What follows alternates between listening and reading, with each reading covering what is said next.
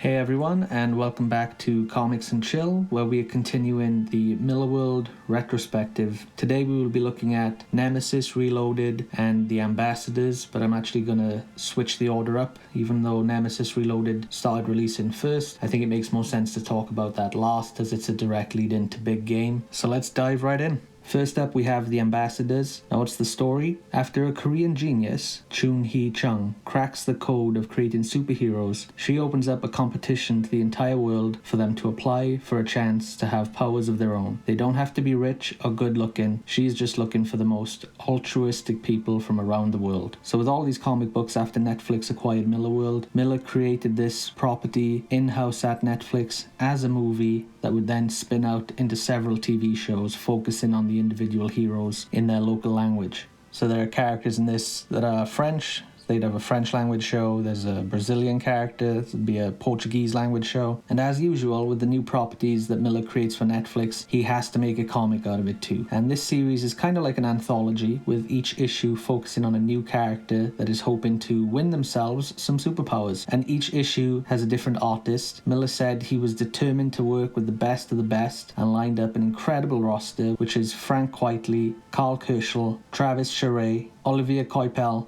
Matteo Buffagni, and Matteo Scalera, with Brendan McCarthy leading the design team at Netflix on this to keep everything consistent throughout the books. The series took around 4 years to complete, and the scheduling of the book was structured around the speed of Travis Charest, who is a legendary but notoriously slow artist, with Millar saying the series wouldn't even be solicited until Charest had turned in page 19 of his issue, which was 25 pages long. Millar said out of all the projects he has done, this is the one he has done the most rewrites on, something he doesn't normally do, since he was a little intimidated about the caliber of artists he was working with and wanted to make things the best they could be. And the series was released twice monthly, starting in March of this year, 2023. Now, due to the anthology style of this series, I'll break down the artists first and then run through what I thought of the story. So with issue 1, we have art by Frank Quitely, who is delivering his first interior comic work in 6 years, with his previous interior pages being on Jupiter's Legacy Volume 2. He's colouring himself here, along with some help from his eldest son, and it looks excellent.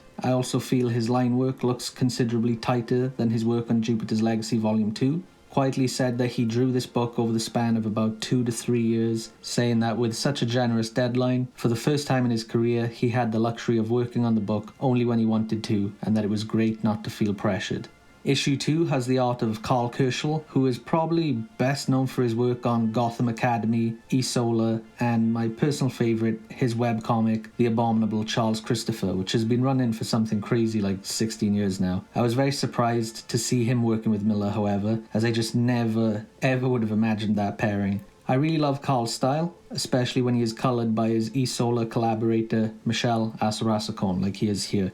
When they work together, the style is reminiscent of a sort of cel-shaded animation look, which has an anime vibe and also even reminds me a little bit of the 90s Disney films, with the line work of the backgrounds having a lot of colour holes used in them. With that being said, however, it was quite odd to see Kerschel's style here used in this story that features a horrific terrorist attack. His style, like I said, it has an animated kind of family-friendly look to it, and also quite odd to see his style sandwiched between Frank Quitely and Travis Charest.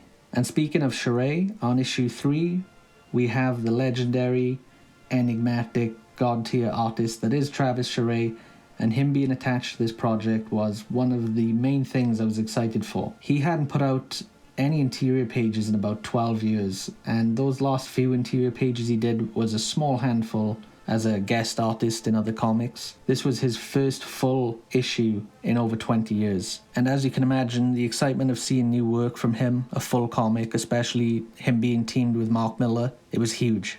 So I hate to say that I was actually kind of disappointed here when comparing it to the work of Charest that I really love from the past. Every page in this issue is crammed full of detail, and the reference material looks slavishly followed, which really bogs everything down. The characters look a lot stiffer than in his older work, and there is an overabundance of hatching, especially on characters' faces, which I feel are just the main character being, a young mother and her child. When you add all those lines in, it kind of takes away the youth from the face. And there's lots of scratchy hatching in the backgrounds as well, which I felt was a little unnecessary. The colouring choices are very flat and simplistic too, and I'm very curious about whose decision this was, as the colourist Dave Stewart is definitely no slouch, but all of the lines are left black. There are no colour holes on the backgrounds, and so the dense line art of the background kind of strangles or chokes out the elements in the foreground.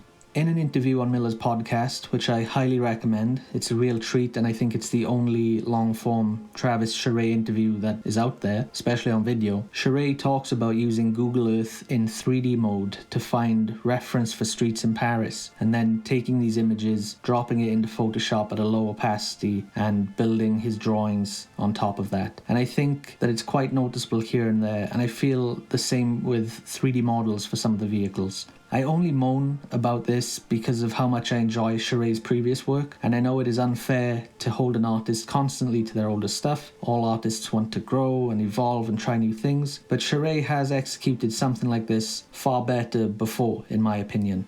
If you see here in Wildcats Volume 2, which I think is from 1997-98, something like that, there's a scene set in Venice, and you can see that there seems to have been reference used to capture the vibe of the location, but it has been drawn from and not drawn over, and so Charest adds a lot more of his own stylistic flourishes to things.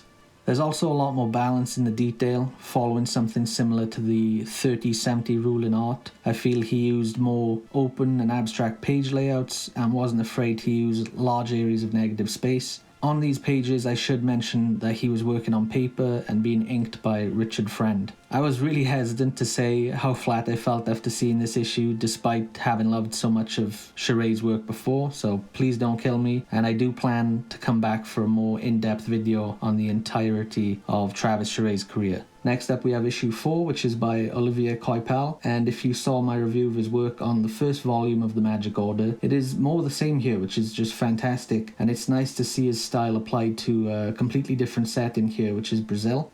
In terms of his work speed, I recently found out via Millar's podcast that whilst working together, Olivier goes completely off the grid, disappears with no communication for months, then will suddenly deliver 24 pages of work in one whack, which is insane to me. I would be sweating bullets for that kind of collaboration, but Olivier's work speaks for itself, and he always delivers. Issue 5 has artwork by Matteo Buffagni, returning after his work on Prodigy Volume 2, and what he delivers here is just as solid as his previous work. I can't say I'm a huge fan of his style, nor am I not a fan. His storytelling is clear, it's solid, and without a ton of stylistic flair. Millar mentioned that Buffagni takes about 3 to 4 months to deliver an issue. And on issue 6 we have Matteo Scalera also returning, who seems to be a Millarworld mainstay at this point. Like Coipel, his work here is just as excellent as his previous Millarworld jobs, but what really blew my mind here is that Millar revealed that Scalera is an incredibly fast artist, and that it's not unusual for him to turn in 2 pages per day, which, as an artist myself, I find incredibly inspiring and depressing at the same time. Scalera's work is very high quality, and to be that fast too, that's just incredible. In terms of the story, I thoroughly enjoyed the majority of this book. The short single-issue story is something I feel that Millar really excels at, similar to his work on Jupiter's Circle, and with each issue dealing with a different character, the switch-up in artists seems to kind of fit the plot point of Chun Hee-chung searching out different people to be heroes. I really enjoyed the first issue, which sets up the whole concept and gives a peek into the American government's previous attempts to create superheroes during the Cold War.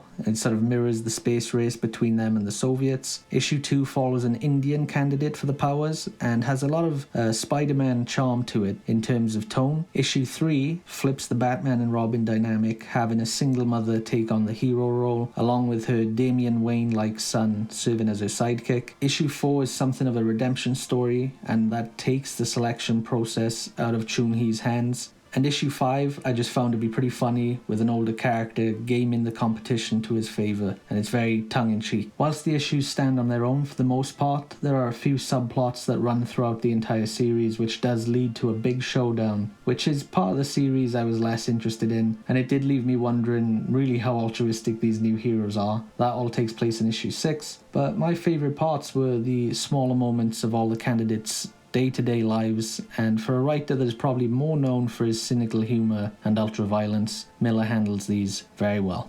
But whilst I've got you here, I'd like to take a second to point you in the direction of my comic, Gifford the Clown, which will definitely have some of Mark Millar's fingerprints on it. He was a big influence on me wanting to be a comic creator when I was a kid. Gifford the Clown is a high-octane action-adventure comic written by myself with phenomenal artwork by Joe Yeaman. I would definitely put him up there with Travis Charest, Otomo, Brian Hitch, and he also reminds me a lot of Trevor Hessine. But he drew the hell out of this comic, and it is wall-to-wall action. It is about a disposable clown mercenary who is sent on a mission to Kowloon, the walled city, to extract an informant. But when he and his partner land in the city, things go south quickly and they have to fight their way out. There's a link in the description where you can buy the comic, both digital and physical editions, and I'll also include a link to the trailer for the comic, so please be sure to check that out. But now back to Millarworld. Okay, next up we have Nemesis Reloaded. When a new mayor of LA is elected, the Nemesis descends to wreak absolute havoc on the whole city. And he says that in 7 days, their questions as to why he is doing this will be answered. The first thing he does is place a $10,000 bounty on the head of every cop in the city, which creates absolute chaos, and the mayor must race against the clock to figure out who the Nemesis is and why he's doing this. Now, Millar said he wanted to do a reboot of the character and flesh him out more than he had in the original series, and weave him into the Millarworld universe a bit more thoroughly, with this serving as a direct lead-in to the big Millarworld crossover, Big Game. Now, I was quite excited about this book when it was announced. I always liked the concept from the original series, but if you see my review of that, you'll hear that I feel the original was pretty empty and just sort of uber violence and cringe for the sake of it. With this being a dark take on Batman, I also did get caught up in Millar's marketing of stealing DC's current Batman artist to do this series, which of course is Jorge Jimenez. And damn, do they deliver with this one. I really had a lot of fun reading this. The character is still really twisted and evil, but Millar actually gives him a backstory where you can at least understand how and why he ended up this way. His plans in this series are far more specific and intricate than in the first series, and as his backstory is slowly revealed, it just makes so much sense that this character would play a big part in Big Game, which is a sequel to Wanted. It ties together perfectly. Now, before I get into a little bit of spoilers on this book, I just want to touch on Jorge Jimenez's artwork. I'd been a fan of his DC work for a while, and he does a smashing job on this book. For a while now, I've always wanted to observe him work or see what his workflow is. You can tell that he's using a lot of digital assistance, like he's drawing digitally. I think he's using some 3D models, but the end product, I feel like he does enough drawing over of his own to really marry everything together in his own style. His work always has a great energy and sense of movement, very dynamic poses with his characters, and a great balance between sort of more realistic proportions and stylized proportions on humans. He's throwing in zipper tone effects, he has great lighting, he has great line weight, which I feel sometimes a lot of comic artists that work digitally, sometimes that gets overlooked. His vehicles look excellent, his architecture is excellent, and by all accounts he seems to be a pretty fast artist, but yeah, very impressive artist. If anyone listening to this knows where I can find like an article or a video or something showing or describing his workflow, I would love to see it. So now a little bit into spoilers. If you haven't read this series yet, go to the time code on the screen now to skip ahead. But after quite a few series of a more wholesome Mark Millar, this series I feel really goes back towards his roots of cynicism, cruelty and ultra-violence, but without the senselessness that there was before. It seems quite pointed and focused, and also very well plotted. And it seems, considering where this series ends, only fitting for him to bring it all back to where it began, which was with Wanted. And the spoiler here is, it is revealed that Nemesis, his master, is Wesley Gibson from the Wanted series, and he is aged in real time. He still leads the fraternity, and they've been trying to keep the world in check, but ever since Kick-Ass came about, more and more heroes have been rising, it seems, either inspired by him or just out of coincidence. And it's coming up to the time to do another culling of the superheroes, which is what Big Game is all about. Wesley and the fraternity return in, and they've got Nemesis at their side, and they are ready to do themselves some killing. Now that doesn't spoil everything in Nemesis, there's still plenty of twists and turns. I have not revealed the actual proper origin story of Nemesis, which I feel Millar does take the Batman origin and really flips it on its head more thoroughly than he did with the first series. And to wrap this up, I would say that both the Ambassadors and Nemesis Reloaded definitely worth your time, and Nemesis Reloaded especially is essential reading to lead into Big Game. Now I'm recording this literally the night before Big Game issue 5 comes out, and I'm hoping to have my review for that up as soon as possible. Very excited about it, so keep your eyes peeled. And in the meantime, if you've missed the previous videos, go back and check them out. Sign up to my newsletter, the link is in the description, and also check out the trailer for my comic, Gifford the Clown, link is in the description, and I'll see you back here real soon. Take it easy, guys.